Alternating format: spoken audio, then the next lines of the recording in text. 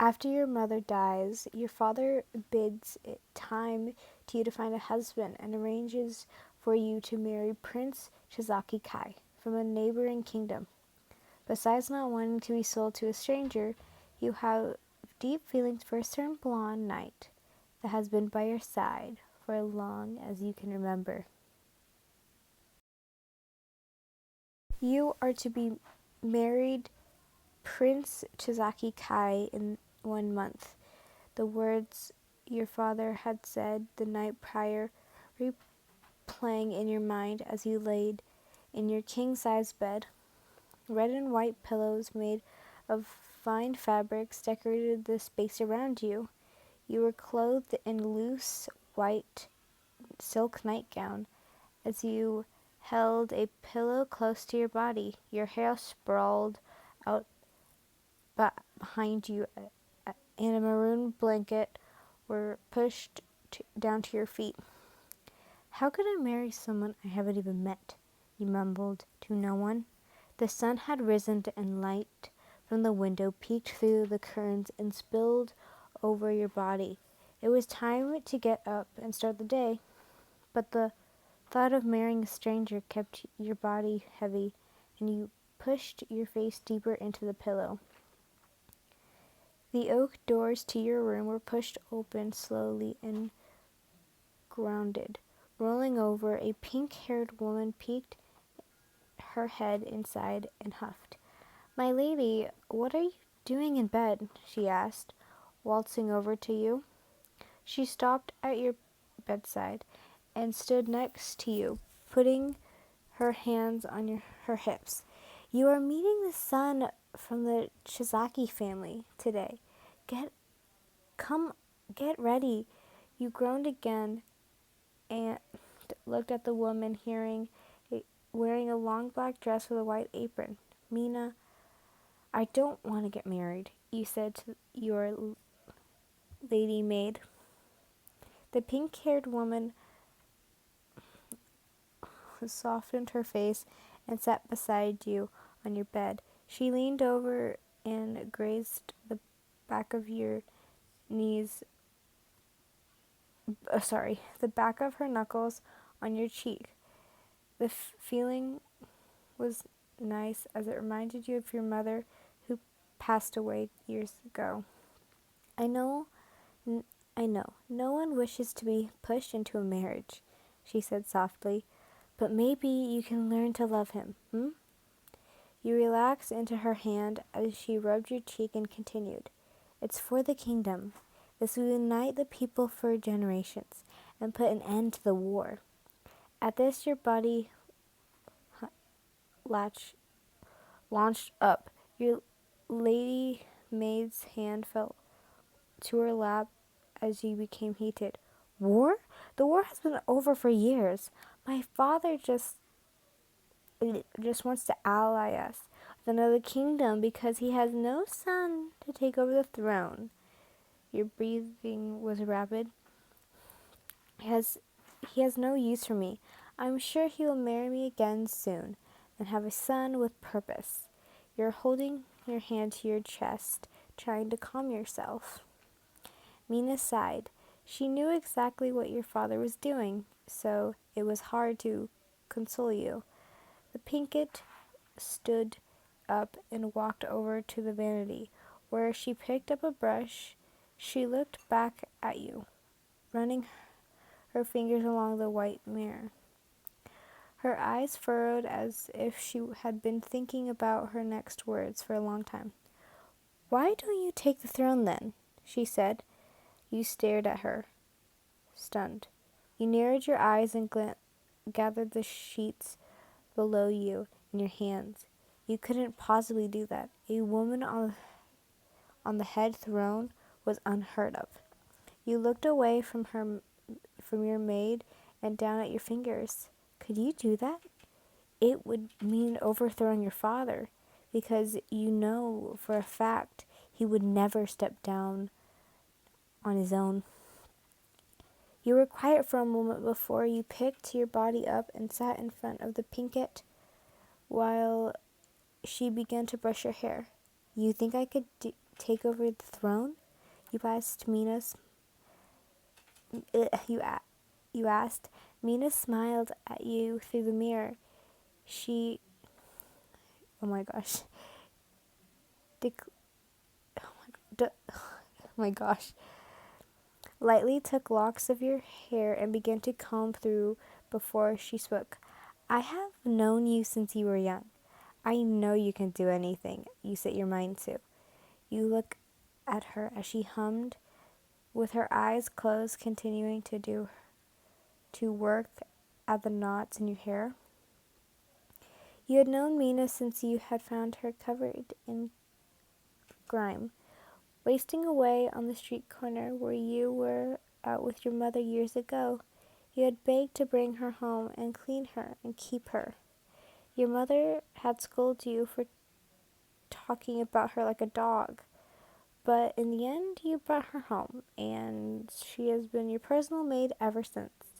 You looked at yourself in the mirror. No, that was the final resort. You couldn't put your people in danger just because you didn't want to get married.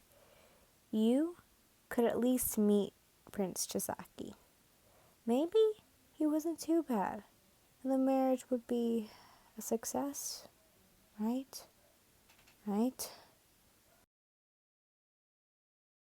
You staggered down the stairs into a large kitchen. You were dressed in a simple blue dress that perfectly fit to your body, but was for walking inside the castle. You sat at a long, large, dark oak table for dining with the royal family. It has been years since your family had eaten together. It left you to always eat your meals alone. You reveal, ugh, you, oh my gosh, reveled in the memories of your Inuit teacher teaching you the difference between a salad fork, an etiquette teacher teaching you the difference between a salad fork and a dinner fork, as you picked up a spoon to start at the morning soup. A large present appeared beside you. Bakugo Katsuki, your number one knight, who had was assigned to watch over you. He was dressed in a red court shirt with black buttons and black pants. His sword that you named Dynamite, was on his hip. He had stood with his hands behind him. His family has been the Ellen aide for generations.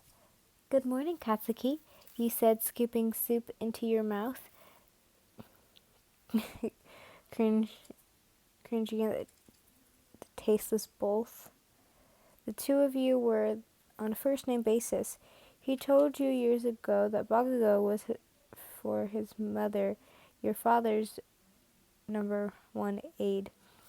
It was surprising your father putting his trust in a woman.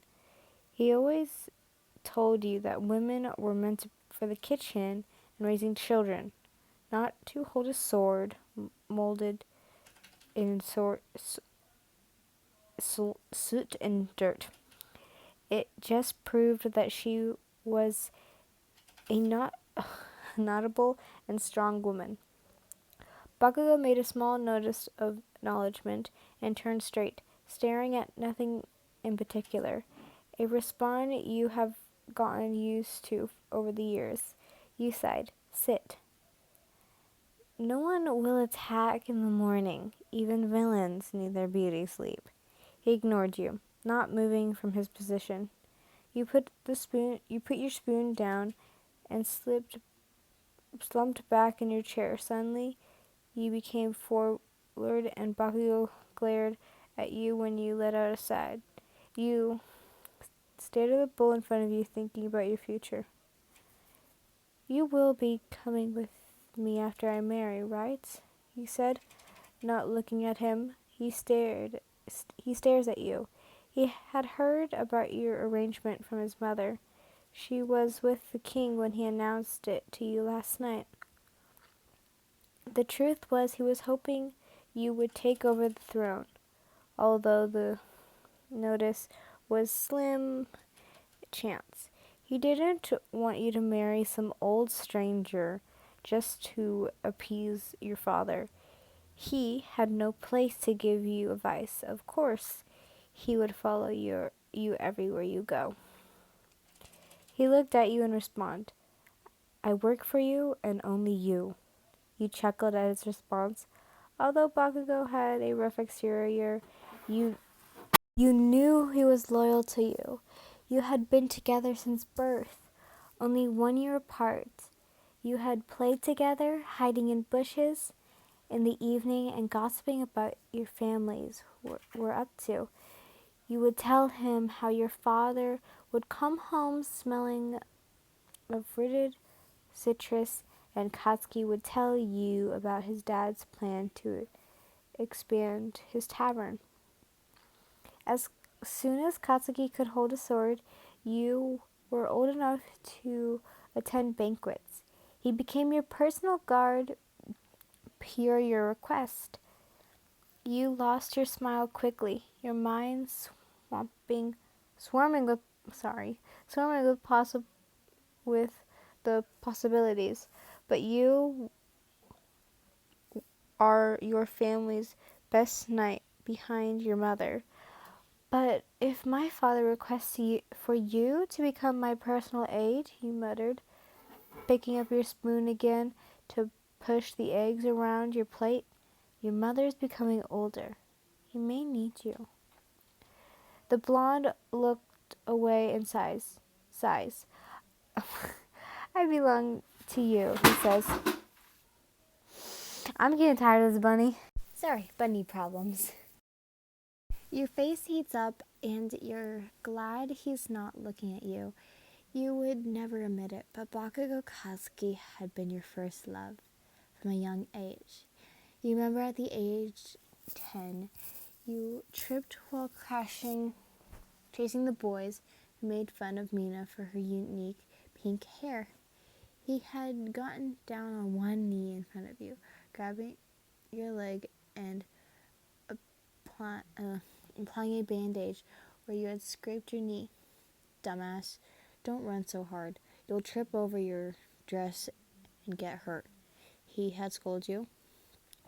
You had just stared at him with a goofy smile and promised it would never happen again until it did.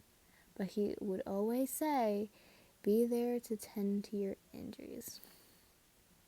You would always be there to tend to your injuries, After your mother died, your father didn't allow you to play with the other children anymore. A princess should be clean, ready herself to find a husband. He had said. You stood up from the kitchen table, leaving your barely touched soup that had already become cold. I have to get ready now, you announced. Kitchen maids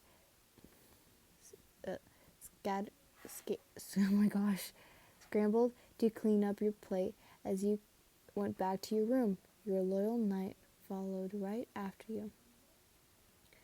You stood in front of a full-length mirror. A navy blue dress adorned your body with sheer see-through puffy sleeves that reached your wrists.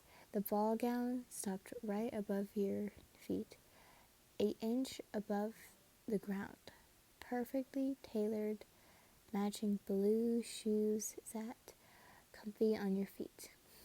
A blue lapis in the shape of a tear was worn around your neck. It shined brightly and complemented the small silver tiara that decorated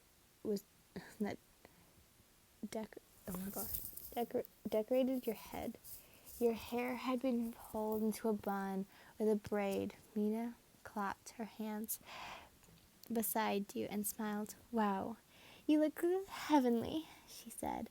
You stayed quiet and smiled blissfully. Yes, the dress was beautiful, but you couldn't forget the reason for dressing up so nice in the first place. You were meeting Kajizaki in less than an hour, and your nerves were all over the place. You didn't even know what this man looked like. Mina assured you he was handsome, but he had a weird taste in men. The man she was pitting over reminded you of a shark.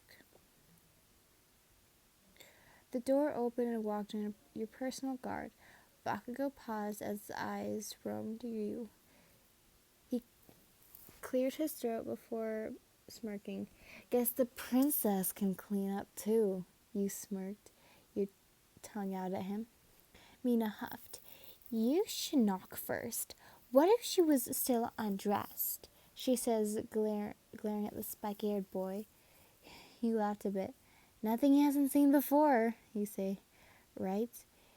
How could you forget those days, even bathed together as children?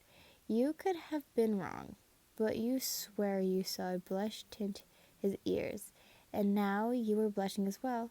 Why did you say that? Mina gasped and gathered her hands to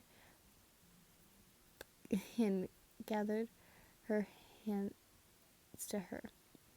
Please promise that you'll keep your crude remarks to yourself during the meeting, she says, looking right into your eyes. Bakugo smirks and you looked at him and smirked back. Oh, you both know it will be extremely hard to keep that promise. The blonde knows better than anyone that you have a sharp tongue. He's known ever since those boys made fun of you for falling off a tree they had dared you to climb when you were younger. You had been quick to tell them you saw their mothers at a pub that traveling men go out for a night for special service. Mina looks between the two of you and sighs. Okay. Well, at least tone it down a bit for today. You shrug your shoulders. How could I? It would possibly make him call off the arrangement. You smiled as you thought. Mina sighed again. You will certainly be the death of her. You and Bakugo smirked at each other. Hello, my name is Lnyn. Pleased to meet you, you said, reaching out your hand with a small curtsy. The man before you takes your hand and brings it to his lips, and you try not to cringe. My wife is beautiful, he says. You straighten up. Sorry. Reaching out with your... Sorry. He says, you straightened up. His first words weren't too bad. You looked at your father. After your internal anger at his announcement of selling you off, you demand to meet your future spouse. Your father had wanted for the two of you to meet on your wedding day, but you threatened to cause a scene. Chisaki Kai, he says as you studied him. He is handsome in an older kind of way. This is actually kind of weird. Sorry. He had dark brown hair and gold eyes that pierced through you. He smiled, but had a glint in his eyes. It still seemed like he looked down on you. Like most men in the century, he probably thought of wives as decoration. His earlier compliment meant little to you now. The two of you can get to know each other. Your wedding is set for 29 moons from now. Your father beams, interrupting your thoughts. We will have an official announcement in a few days, so become familiar with one another, he says before walking out to attend to other duties. Your eyes wandered back over to Kai. He looked at you and smiled, holding out his hand. Shall we? He says, Bakugo following the two of you, and Shizaki looks at him. I was hoping alone, he says, boredly looking at your knight. The blonde scold. I will not leave my princess alone with a stranger. He growls. My princess? Your face heats up. Shizaki puts a hand on your shoulder, pulling you to him, and smiles. I am no stranger. My wife should get, acquainted, assured to spending time alone with her husband. He says to seething the blonde. Bakugo glares into him, and although he looks calm, you can see his hands twitching to grab his sword. You smiled at him. It is okay, Katsuki. I can handle myself, you said. That seems to calm him down. As his shoulders relaxed, Bakugo scoffed. Fine. You were pulled away. The afternoon was going well. Chizaki seemed like a gentleman. As he walked beside you and talked about his childhood, I like the quiet. It reminds me of home. Not the hustling city that we constructed years ago after the war, but a small kingdom from which we had just become a royal family. You watched him and listened calmly. The war had affected many years ago. It had taken lives of many, but you reminded as it had happened when you were younger. He smiled at you. Tell me about yourself, he said. When my mother died, starting off out strong, are we? Says the one who starts off a conversation with war. You laughed while chuckling softly. If anyone were to see and hear the sentence, they would think the two of you be insane for talking about war in such a light manner. My mother was a kind person, you started. She would visit the hospital frequently and tend to the injured after the war. You sighed. You reminded how once she took you to the hospital where you had learned how war affected those not even involved. Bloody bandages and missing limbs. It should not have been a scene for a child, but your mother insisted that a queen should know how her people are living and what war can do. You become sad thinking about your mother. Shizaki sensed this and tried to lighten the mood. That knight of yours, he seems pretty attached, Shizaki said. You chuckled. Yeah, but it's his job, right? You say. Katsuki can become tempered when it comes to you.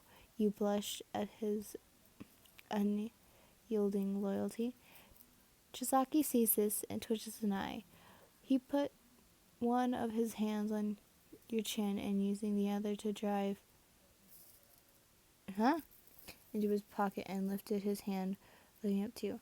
I'm glad you are going to be my wife, he says, pulling out a necklace. Your eyes widened. It was a beautiful ox crystal attached to a silver chain. He mentioned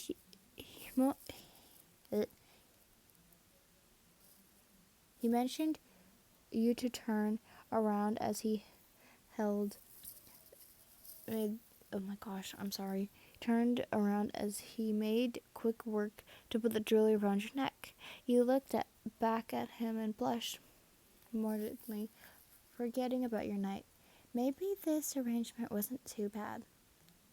There was a dance in 5 days, a ball where royal heads will gather.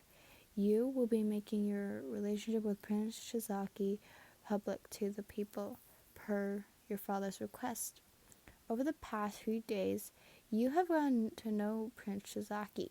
He was wooden, and in many ways. He He has wooed you in many ways, bringing your fabrics from neighboring kingdoms, and jewelry he promised was made from dragon scales.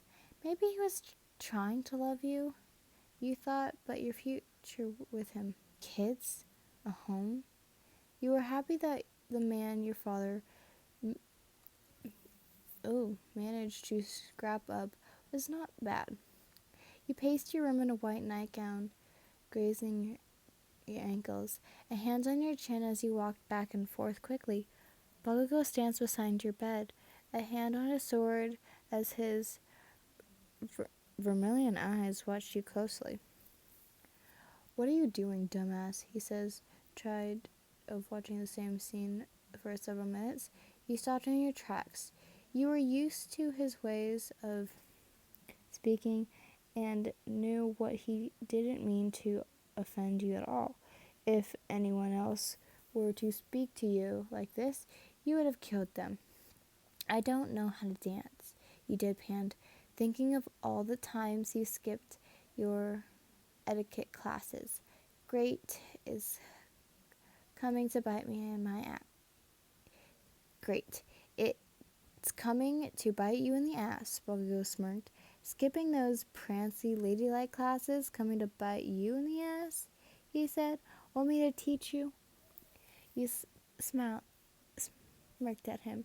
You shook your head before speaking. "You know how to dance?" He frowned, and his cheeks tinted pink. "Yeah, my old hag taught me.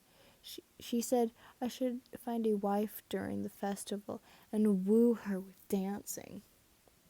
You laughed while holding your stomach.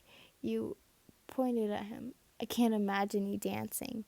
If possible, Bakugo frowns deeper and sets his sword softly down on your bed before making his way over to you. Sorry, trying to get comfortable. You're surprised when he grabs your hand with his and wraps the other around your waist, resting on a small of your back before pulling you close. You gasp at the sudden contact, your face flushing as he looked down at you. You stared at each other for a moment, then he moves. One step and another, the two of you twirled around the room in silence as he led you. He is quick to move when you are about to step on his toe. You look down, trying to keep up with his steps, but you barely just wanted to meet his eyes. "It is rude to look away from your partner during a dance," he says, smirking. You slowly look up at him, eye-colored eyes meeting his clear ruby ones, as your breath hitches. Your ears became hot as he stared into you. He's so close, you can feel his breath on your face. He tightens his grip on your waist. The distance between you somehow becomes even thinner. You can feel his hot fingers through the thin fabric of your arches. I don't know. What is it you are feeling, Katsuki? Do you remember when we were kids? He says. Your dancing had come to a halt. The two of you were standing in the middle of the room, his large frame towering over you. You muttered out a quiet yes. "I promised I would stay by your side," he continues. He continues to hold your gaze, and your body feels warm. "And I will, forever," he finishes. You search his eyes, a mixture of undefiance, emotion behind them. You knew your feelings for your knight, but how did he feel about you? Not as a princess, but as a woman. Was this a confession of professional loyalty, or you shake your head and push him away? He stumbles back and settling himself. You soar. What are you doing? Oh, I'm sorry. You swore to push these feelings away you had for Katsuki down, and he wasn't helping. A princess and a knight? It wasn't possible, no matter how much you longed for it. You smiled at the ground. Thank you, Katsuki. I hope you'll continue to serve my family. Sometimes, and his eyes changed. Oh, something. His eyes changed. For the quickest moment, you missed how he looked, like he kicked puppy before tightening his face. Yes, my princess. And always, he said quickly. He walked over to your bed and picks his sword up.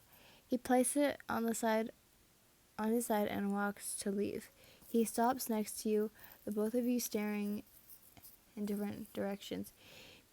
He looks at you once more before exiting your room, and he leaves. He's standing there alone. You can't love him. Princes, kings, princesses, and queens from all around were in attendance at a royal ball that your father had called. You stood beside Bakugo in your red stature ball gown with a V-neck connected to poofy, short sleeves. You wore the ox necklace that Chizaki had gifted you, and you atop your head a silver crown set with a red jewel. Bakugo was dressed in a white court shirt decorated with a gold at the neck. He wore a dark red tailcoat jacket over it as his sword was on his hip, as always. You looked around the enormous room over the crowd of people. You suspected you were here just to make I can't read today, I guess. Connections. You looked at your future husband as you hoped to dance with him and showcase the moves that you had learned from. Bakugo looked at you. The two of you had been awkward for the past few days. The two of you exchanged little to no words. Hoped you don't trip over your dress while dancing, princess, he said. You turned your attention to him, surprised that he had made conversation with you first. You were relieved. Leave it to Bakugo to move forward, leaving the past in the past. You smiled. Of course not. My amazing #1 guard taught me after all. I plan to put on a great show tonight. You held each other's eyes before you looked away, blushing. These feelings were hard to get rid of, but in due time you were sure they would fade.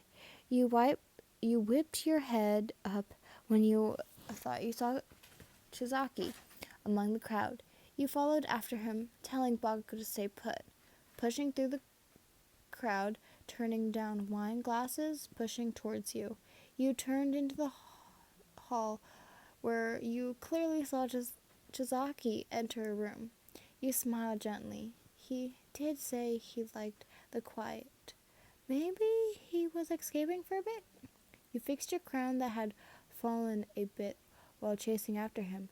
As you came closer to the room, you heard a quiet speaking. 30 gold coins for my daughter. Does that work? You froze. That was your father. This was the room that Chizaki had entered. You had clearly seen it. You heard a deep chuckle. Your daughter's only worth 30 gold coins. You heard your future husband's voice. I would be angry if I was actually in love with her. You held your hands to your chest. What? You heard your father speak again? She's stupid. She's a stupid child. She isn't worth much more than this. Just keep her happy, and you can do whatever you wish with her. Your husband spoke again. All I have to do is speak meaningless praises and give her material things. You heard shuffling. Your daughter is a simple one, huh? Stupid, just like her mother. Tears threatened to spill. You didn't even love this asshole. So why were you wanting to cry? Was it because your father was scum? You already knew that. Maybe because even though you knew your entire existence was to be an accessory, it hurt to hear two men talk about you like a cattle. You turned away quickly, running alongside the wall to avoid the crowd and escape quicker. You had to leave. Go outside. It was becoming too hard to breathe, and Bakugo was being swarmed by numerous women who were asking to spend the night with him. When he had seen you run out of the castle doors, he paid the woman no mind as he quickly followed after you. You were running and running and running, and you didn't know where. It was too dark, and the moon casted over you and the flowers you stepped on. It was a maze, this garden. How annoying. But you didn't think about it at all. You took off your crown and slipped out of your shoes, tearing the necklace Chizaki had given you off and throwing it to the ground. By now, tears were streaming down your face. You didn't want to be in a loveless marriage. You didn't want to be sold like stock. How could your father do this to you? You were still running, as your tears blurred your vision, when suddenly you tripped. It happened so fast. The only thing you heard was a splash, your own yell, then nothing.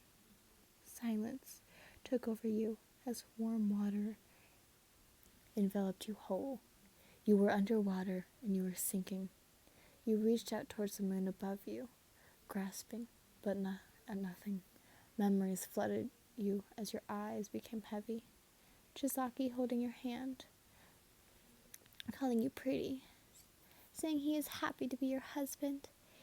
They were all lies. You were just something to be bought for appearance and status.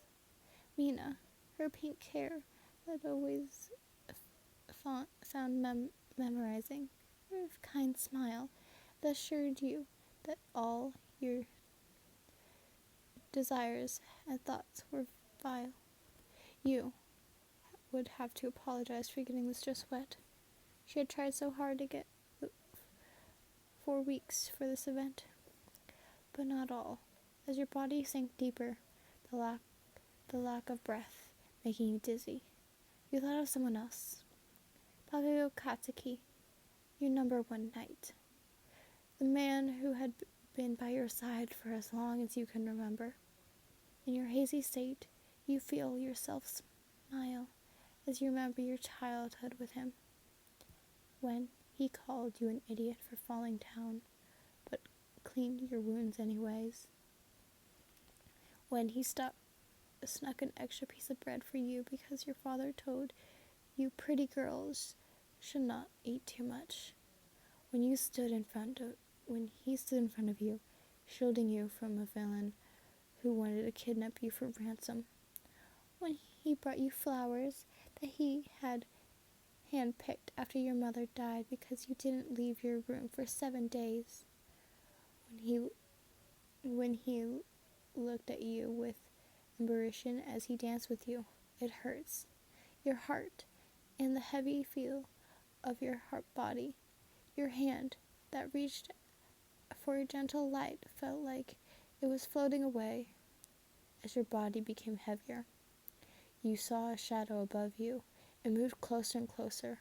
Familiar face blurred in front of you. Who was it?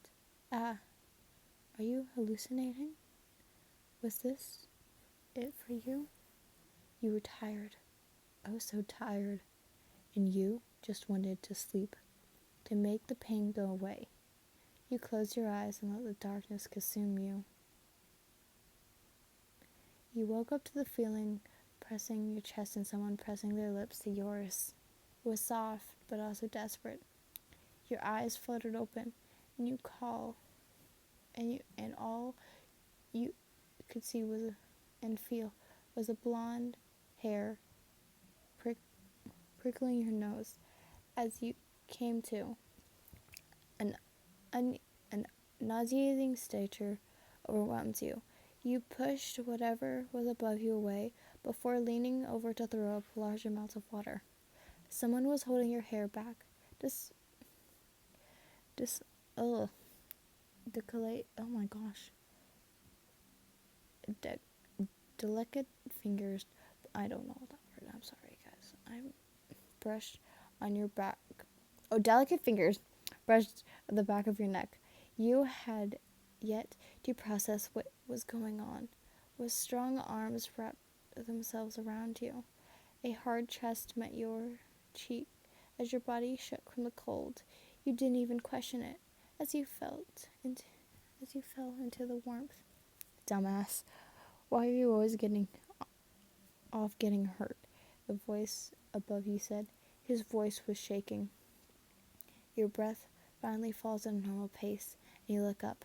Red eyes meet yours, and worry and anger were mixed in. You smiled. So I wasn't dreaming, you said, laughing. My number one knight came to save me, you said tiredly. He places his chin on top of your head and says nothing, hugging you tighter. One hand rested behind your head and the other around your waist. You push away slightly, only for him to tighten his grasp. With the little space you had, you sank your, your hands into his cheek and pulled him into you, connecting your lips.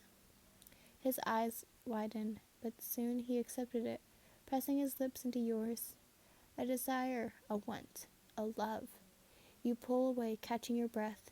You look into his half-lidded eyes, swearing you could see the brightness of the stars in them. Ah, you give up. Nina's personal minus proposal rang in your ears. Why don't you take over the throne? You held Katsuki around his neck. Your fingers ran through his hair softly. You looked over his shoulder angrily. You have decided. Here and now, the moon as your witness. You will work to take over the throne, even if it means betraying your father. A war may ensue, but it wasn't just for you. It was for the people, your kingdom, for Mina, for your mother. And Bakugo Katsuki will be by your side the entire time.